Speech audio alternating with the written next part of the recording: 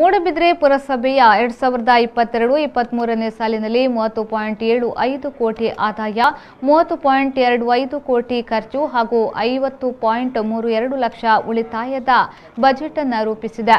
ಪುರಸಭಾಧ್ಯಕ್ಷ ಪ್ರಸಾದ್ ಕುಮಾರ್ ಅಧ್ಯಕ್ಷತೆಯಲ್ಲಿ ನಡೆದ ವಿಶೇಷ ಕೌನ್ಸಿಲ್ ಸಭೆಯಲ್ಲಿ ಬಜೆಟ್ ಅನ್ನು ಮಂಡಿಸಿದರು.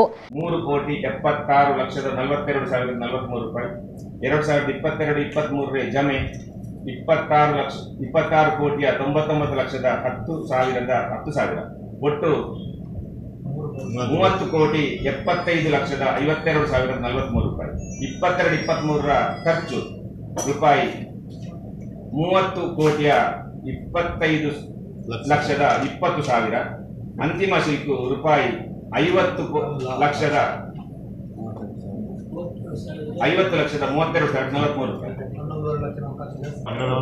ಕಟ್ಟಡ ತೆರಿಗೆಯಿಂದ ರೂಪಾಯಿ 257.95 ಲಕ್ಷ ನಿರೀಕ್ಷಿಸಲಾಗಿದೆ. ಕಟ್ಟಡಗಳ ಬಾಡಿಗೆಯಿಂದ ರೂಪಾಯಿ 80 ಲಕ್ಷ ನಿರೀಕ್ಷಿಸಲಾಗಿದೆ. ಕಟ್ಟಡ ಪರವಾನಗಿಯಿಂದ ರೂಪಾಯಿ 40 ಲಕ್ಷ ನಿರೀಕ್ಷಿಸಲಾಗಿದೆ.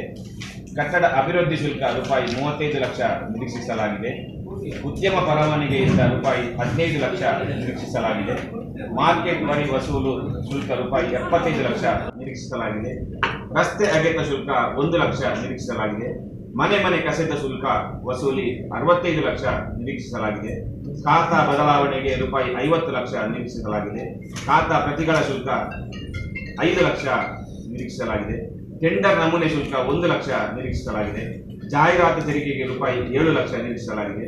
ದಂಡ ಮತ್ತು ಜುಲ್ಮಾನೆಗಳು 21 ಲಕ್ಷ ನಿರೀಕ್ಷಿಸಲಾಗಿದೆ. ಈ ಕುರಿತು ಪುರಸಭಾಧಿಕಾರಿಗಳು ಮತ್ತು ಸದಸ್ಯರೊಂದಿಗೆ ವಿಸ್ತೃತ ಚರ್ಚೆ ನಡೆಯಿತು. ಮುಖ್ಯಾಧಿಕಾರಿ ಇಂದು ಎಂ, ಉಪಾಧ್ಯಕ್ಷೆ ಸುಜಾತಾ ಶಶಿಧರ್, ಸ್ಥಾಯಿ ಸಮಿತಿ ಅಧ್ಯಕ್ಷ ನಾಗರಾಜ್ ಪೂಜಾರಿ, ಇಂಜಿನಿಯರ್ ಪದ್ಮನಾಭ ಉಪಸ್ಥಿತರಿದ್ದರು.